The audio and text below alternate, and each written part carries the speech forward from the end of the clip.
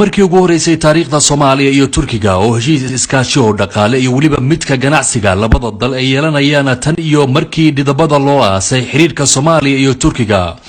wafdi hogaaminayo ra'iisul wasaare ku-xigeenka dalka mudane Mahad Maxamed Guuleed oo ka kooban 13 xubnood oo ka kala socday wasaaradaha dalka ayaa shirkan iskaashiga goobjoog ka noqonaya wafdiga ra'iisul wasaare ku-xigeenka dalka ayaa markii ay ka soo dageen waxa garoonka diyaaradaha ee magaalada Ankara ku soo dhaweeyay madax ka socotay dawladda Turkiga iyo safaaradda Soomaaliyeed ee waddankani Turkiga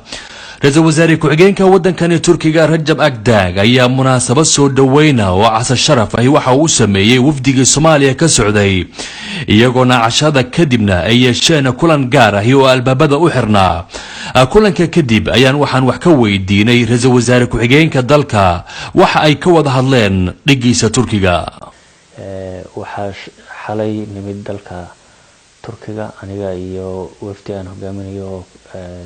ka tirsan xubno golaha wasiirada xukuumadda federaalka Soomaaliya ka tirsan iyo guddi 13 qof oo farsamo oo ka socda dhamaan guddida dhaqaalaha ee golaha wasiirada ujeedada shirkan aanu nimid dalka Turkiga waxa weeye aanu muddo ka shaqeynayna waxa ogtiin Turkiga inay tahay dal aynu saaxiib dhownahay waxaanu ka wada hadalnay oo aanu ka doodaynay iskaashiga dhinaca dhaqaalaha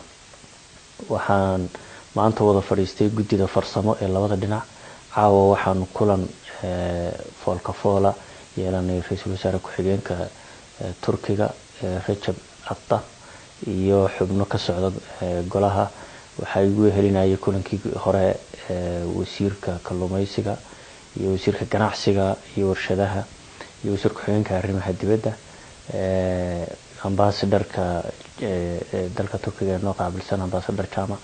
waxaanu ka hadalnay iskaashiga labada dhinac iyo waxyaabaha aynu inagu qaniga ku nahay oo ay ka faa'iideysan karaan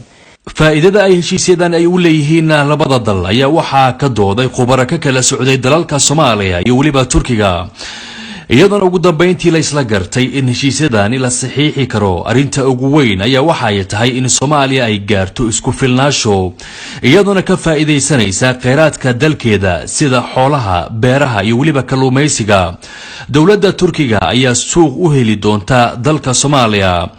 Soomaaliyana kheyraadkeeda waxa ay u iibgeyn doontaa dalalka Yurub iyo Asia iyadoo suuq weyn ku yeelan doonta dalkani Turkiga waa kan Mahad Maxamed Guuleed ra'iisul wasaare ku-xigeenka dalka waxaanu ka hadalnay iskaashiga labada dhinac iyo waxyaabaha aynu inagu qaniga ku nahay oo ay ka faa'iideysan karaan si ay noogu furaan suuqa Turki Yurub ku xiran ee Asia ku xiran markii dambe waxaan wada yeelanay kulan dhamaan dhinacyadii maanta shiray iyo labadii dhinac ee ra'iisul wasaare ku-xigeenkooda aniga iyo wasiiradayba dawladda Soomaaliya ayaa waxa ay ku dadaalaysaa sidii ay uga bixi lahayd kaalmada shisheeyaha waxayna markani suuq geyn ay u sameyn doontaa kheyraadka dalka iyadoona la sii marsiinayo dalkan Turkiga Salman Jamal Saeed TV-ga caalamiga Universal magaalada Ankara